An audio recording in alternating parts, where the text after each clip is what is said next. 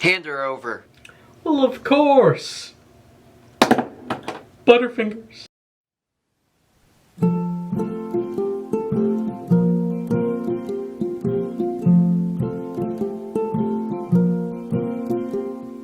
Raindrops are falling on my head. That doesn't mean my eyes will soon be turning red.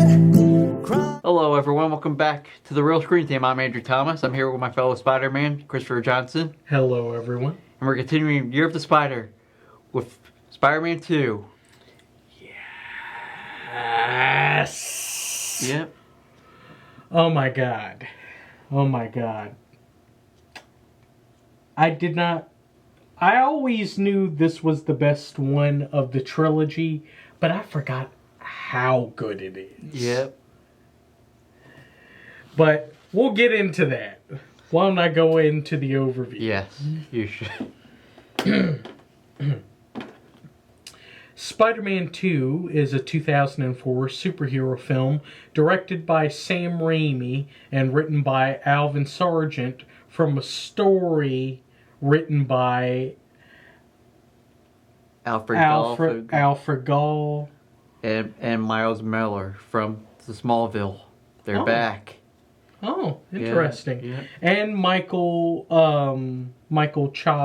Mm-hmm. Based on the Marvel Comics character of the same name, it is the second installment of the Spider-Man trilogy and the sequel to Spider-Man 2002. Mm-hmm. The film stars Tobey Maguire alongside Kirsten Dunst, James Franco, Alfred Molina, Rosemary Harris, and Donna Murphy. Mm-hmm. You want to get to the synopsis? Sure.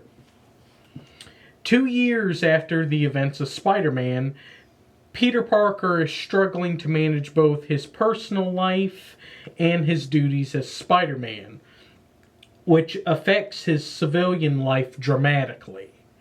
Meanwhile, scientists and Peter's mentor, Dr. Otto Octavius, becomes a diabolical villain after a failed experiment that kills his wife and leaves him neurologically fused to mechanical tentacles.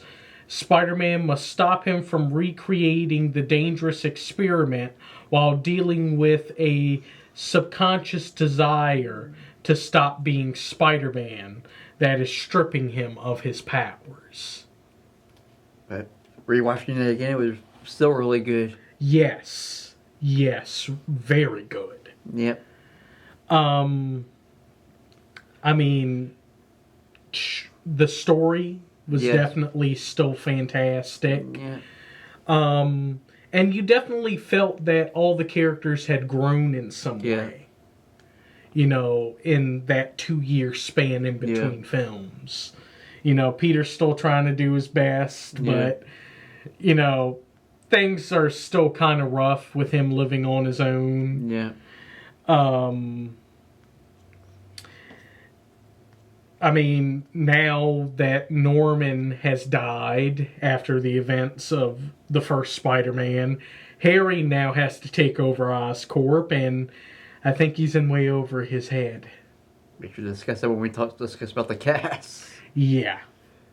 Yeah, starting with Tobey Maguire's Peter Parker / Spider-Man. Which, he's still fantastic. He's even gotten better in the role. Mm-hmm. You know, you definitely feel he's gotten a lot more comfortable as Spider-Man. Yep. And he's definitely a bit more quippy in this. Although the stress makes him lose his powers. Yeah, going through the existential crisis of dealing with Mary Jane's engagement, his best friend hating him. And also the fact of he doesn't get to have much of a civilian life because he's got to be Spider-Man. Yeah, but which is affecting him as far as his job, you know, him trying to get a job, his work in college, everything. But once he decides to quit being Spider-Man, he does get a much more cooler mind of things. With Raindrops keep falling on my head. my favorite montage on there when he's just walking on the Which, getting everything ready, trying to get Mary Jane back yeah. and everything, along with working sort of as a part-time photographer for the Daily Bugle. Yeah. And, of course, trying to do better in college and get more approval from Dr. Connors. Who we forgot to mention was mentioned in the first one, but we finally see Dr. Connors in this one. Yes, played fantastically by Dylan Baker. Yeah. And I think they actually did a good job with Dr. Connors with him missing his arm. Yeah. But yeah, Tobey Maguire was fantastic. Yep. Definitely better in this as the series continues. Yeah. And he does strike a relationship with another villain, Doc Ock, before. Yeah. And they also sort of have like a father-son sort of thing, along with a mentor. Because Dr. Octavius is friends and colleagues with Dr. Connors. Yeah. He mainly did because of the Harry. That as well. But he did grow to like Peter. Yeah, he knows that Peter is very bright. Yep. But he feels as though that Peter's not doing his obligation as someone as intelligent as he is in utilizing it. Yep. Which I find that's very, very unique, and it feels a lot like what Uncle Ben was trying to tell him: with great power comes great responsibility. And then, speaking of Mary Jane, Kirsten Dunst is back. Ah, yes. And she's even a much more bigger problem in this. Pining over Peter while she's dating J. Jonah Jameson's son. And engaged to J. Jonah Jameson's son. You heartless monster. How dare you do this to two men that have done nothing wrong? Mm-hmm. How could you do this? Mm-hmm. How are you still trying to pine for Peter while you're also seeing and soon to be engaged to J. Jonah Jameson Jr.? And she mentions to Peter after she touches his face and walks out. Oh, by the way, I'm dating an astronaut. I swear. And then she leaves him in the altar. I know, right? Yeah, so flighty, such a fair weather sailor. This is one of the few reasons why I have issues with Mary Jane. What the heck? Mm-hmm. But, besides that, I think Kirsten Dunst did a good job. Yep. Though I feel as though Mary Jane is a bit more of a antagonist in this one. She causes a lot more problems for Peter than what is necessary. Yeah. The man is already dealing with enough. Yeah. He's already dealing with enough. Of course, another human antagonist is turned enemy, James Franco. Yes, Harry Osborn. Yeah, Harry's in over his head as the head of Oscorp after Norman's death. And also with him thinking that Spider-Man killed Norman when it was actually Norman doing it to himself. Mm-hmm. Which, God, did he get stabbed in the groin? Yeah, pretty much. What a way to go. But, yeah, he thinks Spider-Man killed Norman, all because the fact that Peter brought Norman's body back home. So, therefore, he's grilling Peter on, like, I know you know who Spider-Man is. Tell me who he is. Tell me. And Peter's like, bro, I can't do that. I can't. And then he has a drunk fit and slaps Peter a couple times. Yeah. At the same time that Mary Jane gets engaged. It was not Peter's night. No. At all. No wonder he decided to quit being Spider. Yeah, no wonder he's going through the existential crisis that makes him not being able to climb up the wall or shoot his web. Yeah. I mean, the man had to go to the doctor just to figure out what's going on. No. All because of Mary Jane and because of Harry. Yeah. Now, the real... But I do have to admit, James Franco definitely was more charismatic this time around. Yeah, and he had much more of a Lex style, since the screenwriters did create Smallville. Yeah, you could definitely feel it Yeah. in this one. Yeah. But now, with talking about some human antagonists, why don't we go into the main villain himself? Alfred Molina as Dr. Otto Octavius, a.k.a. Dr. Octopus. And as we mentioned before, he's also sort of like a father and mentor to Peter already. Yes. He sees his potential. Then he goes, not because thanks to the failed experiment, knocks down his inhibitor to stop it from the tentacles from controlling him mentally. Yeah. You know, he's dealing with hearing all these voices because the death of his wife also. Well, yeah, the grief of that as well. Oh, yeah. Yep. I feel so bad for Rosie. Yeah. We didn't really get to have too much of Donna Murphy in this. Yeah. And I liked her. I wanted to know more about her, but no. Shards of glass have to end everything. Of course, Alfred Molina was great in doing both sides, the sympathetic and then the straight-up villain. Yes.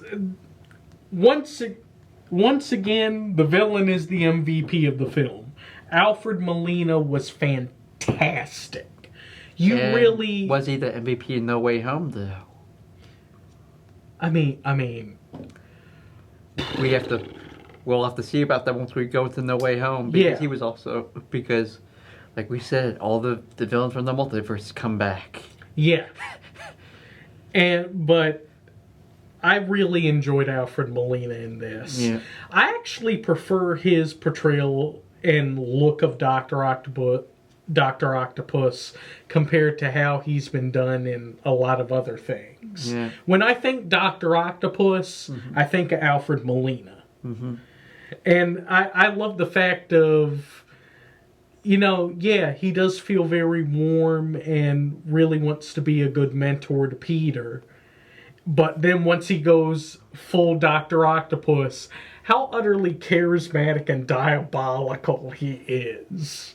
Yeah. The fact that this man has no qualms of potentially killing as many people that may be in his way. Then he also...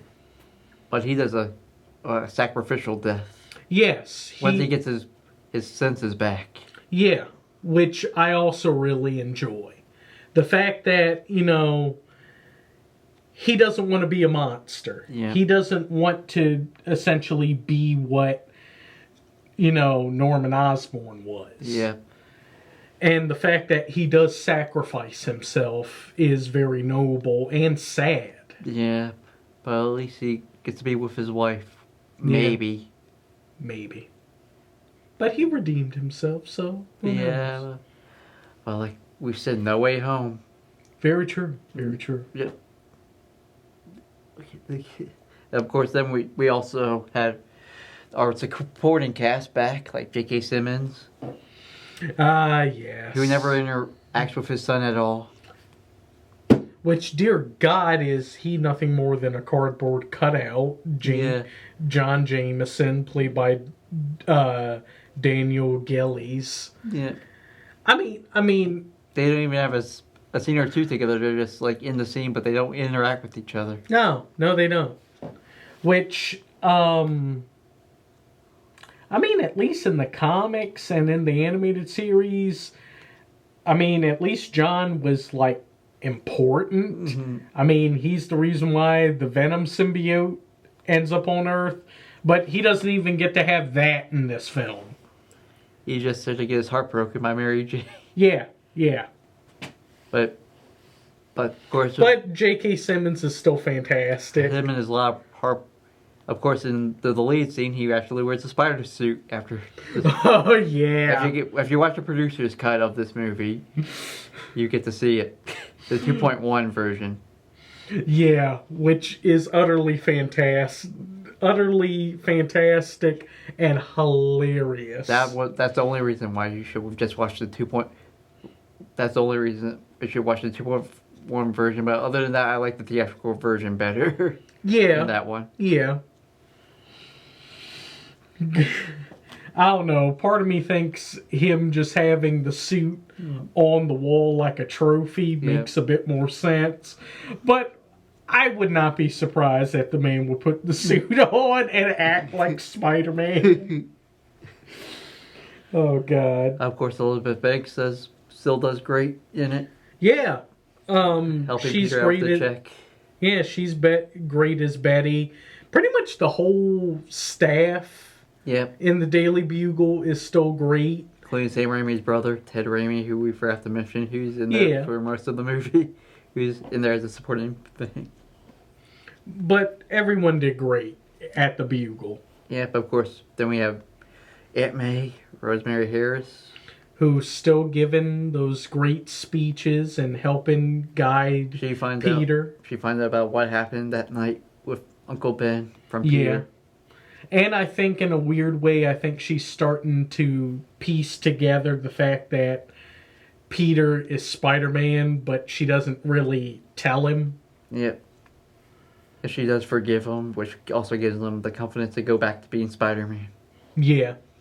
Also... Of course, she also has a lot of house troubles selling the houses and stuff. Yeah.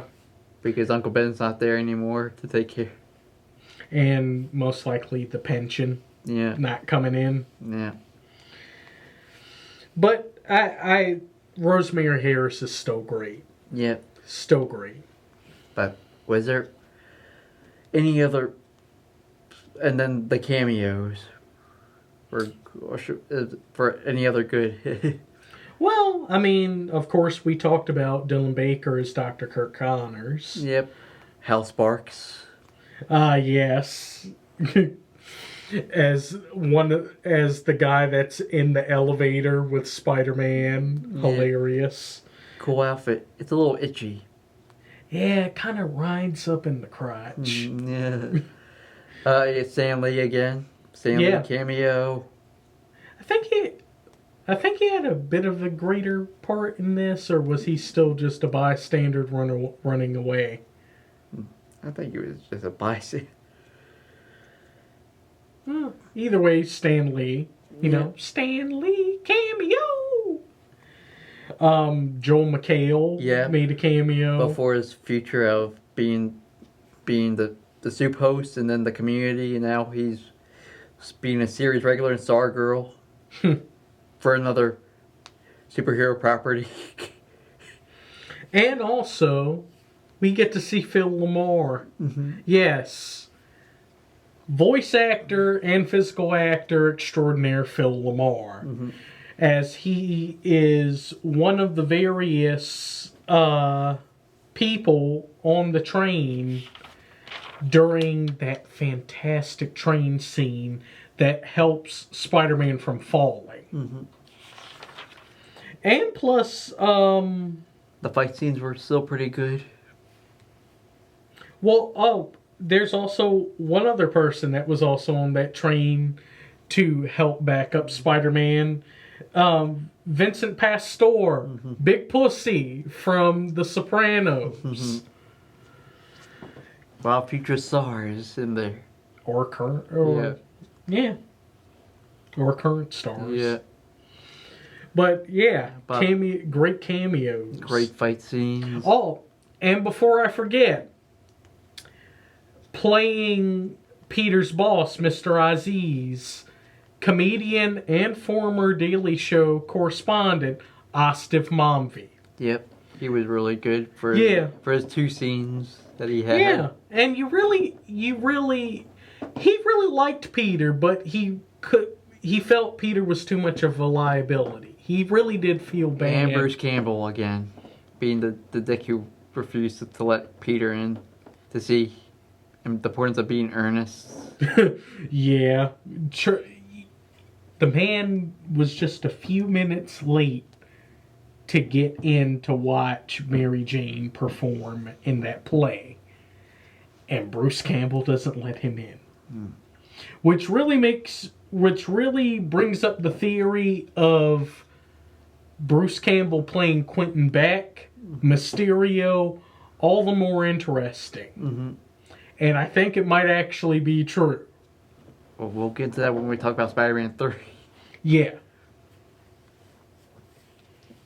But like we said, most of the fight scenes, the story. Oh my god, the fight scenes were even better in this compared to the first Spider-Man. Yeah. Oh my god.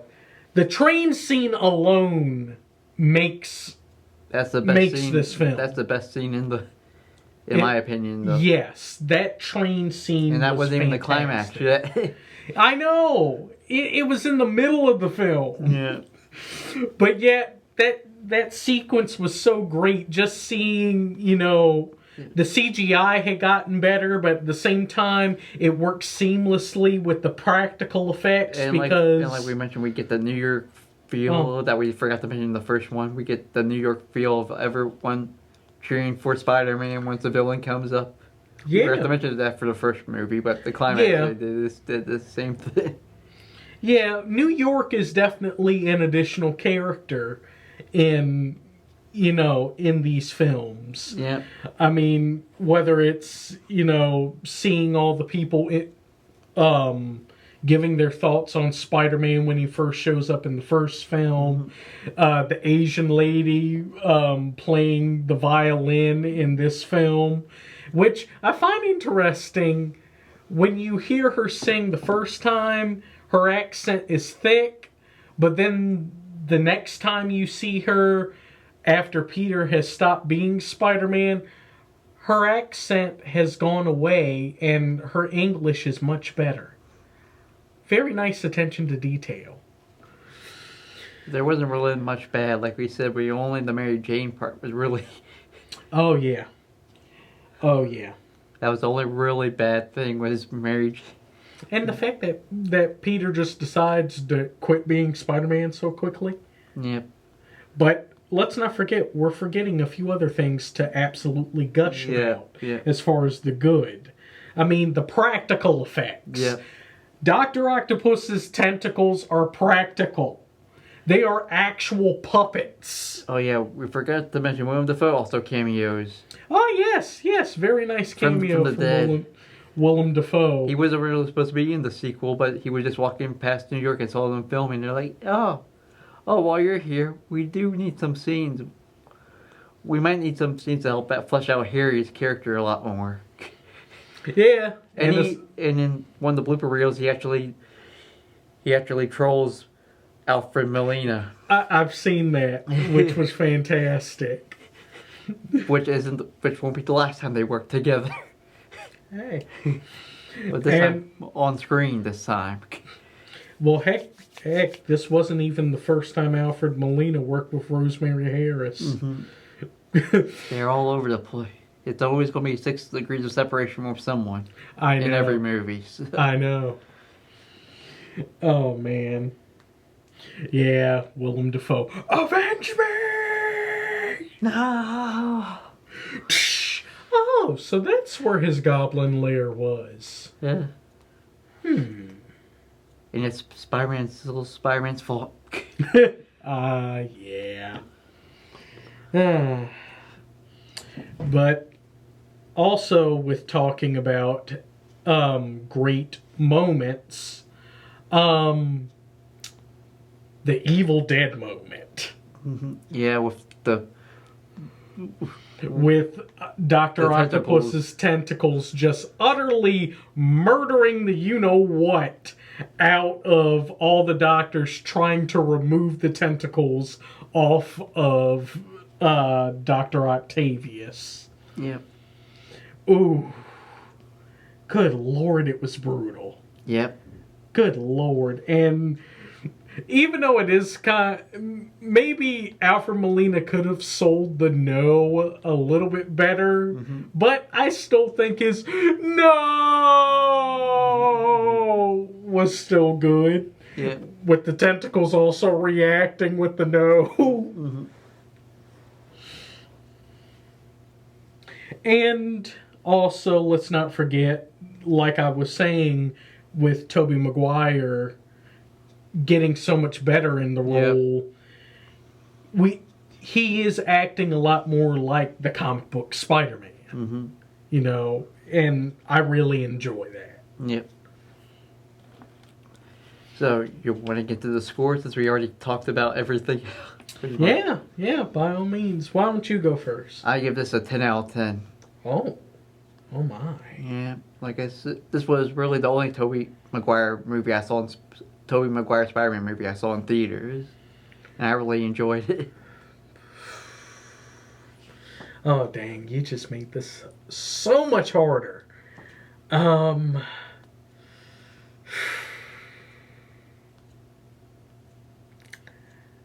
I have to give this a 9.5 out of 10.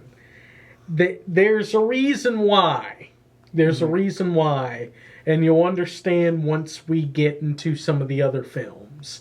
This film is nearly perfect. Yeah. Nearly perfect. I mean, if Mary Jane wasn't such an antagonist, I would definitely give this a 10 out of 10. And also with what we know of with future movies. Yep. But, yeah, I can't just give it a 9. I gotta give it a 9.5. But if you disagree or think that we're overhyping it a lot, find us on Facebook, The Real Screen Team. Find us on YouTube, The Real Screen Team. Like, comment, share our stuff. Subscribe. Definitely subscribe if you're a newcomer on there. So we can get to over 1,000 and get to our Patreon eventually. Yeah, and actively start making some money off of these reviews. Yeah.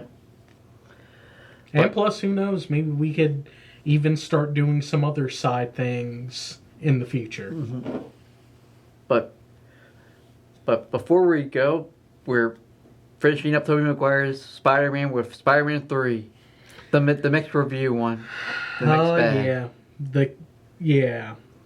The contemptuous one. Yep. So, want to roll us out? Sure. Well, thank you all for coming. Definitely come back and watch us again. Remember to like, comment, subscribe, and share. It definitely helps. Thank you. Let's fade to black.